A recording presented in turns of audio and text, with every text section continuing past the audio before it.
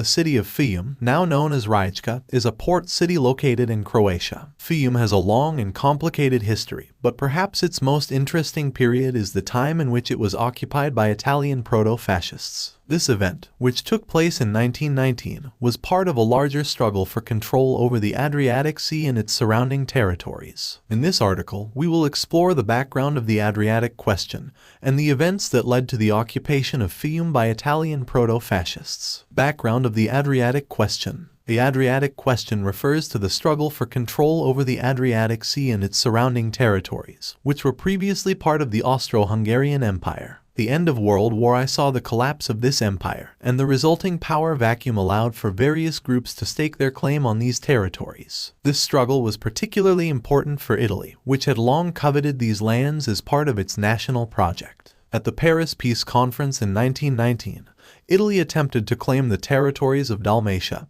Istria, and Fiume. However, their claims were met with resistance from both the Yugoslavs and the Great Powers, who were wary of Italy's growing ambitions in the region. The negotiations broke down, and Italy withdrew from the conference in protest. The occupation of Fiume. In the aftermath of the failed negotiations at the Paris Peace Conference, a group of Italian proto-fascists led by Gabriele D'Annunzio occupied the city of Fiume in September 1919. The occupation was seen as a direct challenge to the authority of the Italian government, which had not officially sanctioned the action. D'Annunzio was a well-known poet and nationalist who had served in World War I. He saw the occupation of Fiume as an opportunity to advance his own political ambitions and to promote the cause of Italian nationalism. He declared Fiume an independent state, which he called the Italian Regency of Carnaro. D'Annunzio's regime was characterized by a cult of personality, in which he was seen as the leader and hero of the Italian people. The occupation of Fiume by Italian proto-fascists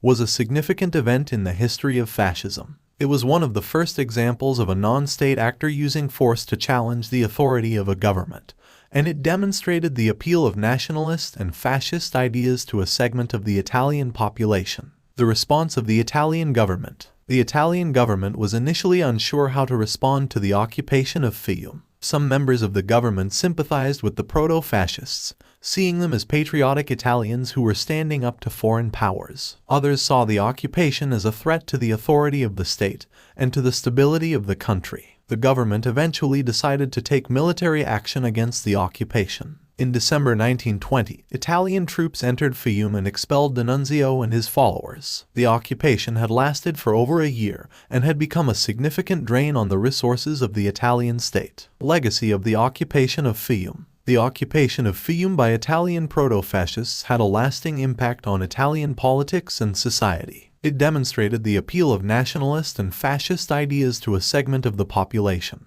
and it showed that non-state actors could challenge the authority of the state. The occupation also highlighted the complex and fraught nature of the struggle for control over the Adriatic Sea and its